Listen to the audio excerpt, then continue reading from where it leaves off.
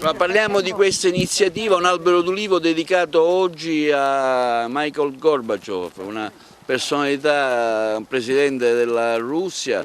Insomma, come mai il CEPASA ha voluto dedicare questo momento in memoria di un grande statista? Perché io e l'avvocato Giovanni Tesè abbiamo ritenuto opportuno ricordare questo statista che si impegnò tanto per la cooperazione e soprattutto per gli incontri tra l'Est e l'Ovest.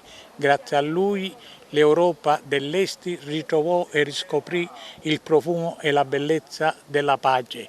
Quindi a quest'uomo noi dedichiamo non solo un convegno, ma abbiamo qui messo in mora un albero di ulivo per essere ricordato sempre, non solo per quello che lui ha dato e per quello che lui ha rappresentato nella storia del XX secolo. Credo che sia l'uomo della terza rivoluzione, dopo quella francese e quella dell'Unione Sovietica. Credo che lui fu il più incisivo nel trovare punti di incontro per creare un'Europa tra i popoli e soprattutto la bellezza, perché venissero meno i confini, gli steccati e ci fosse veramente un mondo di pace. E noi, questa terra alla quale ci leghiamo con il Tempio della Concordia, abbiamo ritenuto opportuno ricordare a questo grande statista dell'Unione Sovietica, ma che fu il più grande di tutti gli uomini che si sono battuti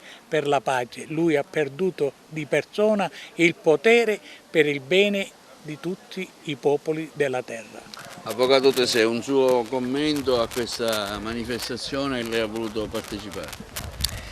Ritengo che Agrigento stia tributando questa sera, grazie a Paolo Cilona, al CEPASA e a tanti amici, un riconoscimento giusto e doveroso nei confronti di un uomo che ha dedicato la sua vita alla pace e alla libertà dei popoli, cominciando dal suo. Pace e libertà furono i pilastri fondamentali su cui Gorbaciov costruì la sua politica. Le parole chiavi che poi rimasero nel lessico mondiale: perestroica, ristrutturazione, glasnost, trasparenza, democrazia e accelerazione, furono i 4 pilastri su cui Gorbaciov ha fondato la sua linea politica con una visione straordinaria. Gorbaciov ha anteposto ogni interesse personale, ogni interesse di carriera interna, e avrebbe potuto ben farla mantenendo lo status quo, ma Gorbaciov aveva una visione riformista, una visione in cui la pace e la libertà dei popoli dovevano essere anteposti a tutti.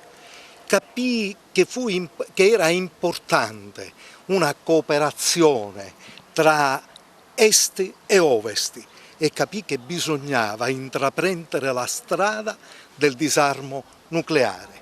Gorbaciov era avvezzo a dire: siamo tutti nella stessa nave, la nave terra, e se la nave terra affonda, affonda l'umanità. Ecco, questa fu la grandezza di Gorbaciov, ma questa grandezza di quest'uomo non fu compresa appieno né all'interno né all'esterno. Quello che appariva per certi versi in Gorbaciov debolezza, in effetti fu la forza della sua visione. Noi oggi siamo grati a Gorbaciov per averci regalato 30 anni di libertà. Dal 1991 fino al 24 di febbraio del 2022 il mondo ha goduto una pace senza prezzo. Oggi noi abbiamo il dovere di ricominciare, ecco, partendo dall'insegnamento di Mikhail Gorbaciov, di cominciare a ricostruire la pace sin da queste estreme plaghe della nostra Europa, a cominciare dalle nostre città, dai nostri comuni, soprattutto a cominciare dalla scuola. Bisogna ricostruire una cultura della pace, una cultura per la libertà, una cultura per la giustizia. Che dire, grazie a Gorbaciov noi ricorderemo attraverso questo ulivo, questo grande statista, questo grande uomo che non va assolutamente dimenticato. Ecco il suo contributo a questo evento di oggi brevemente.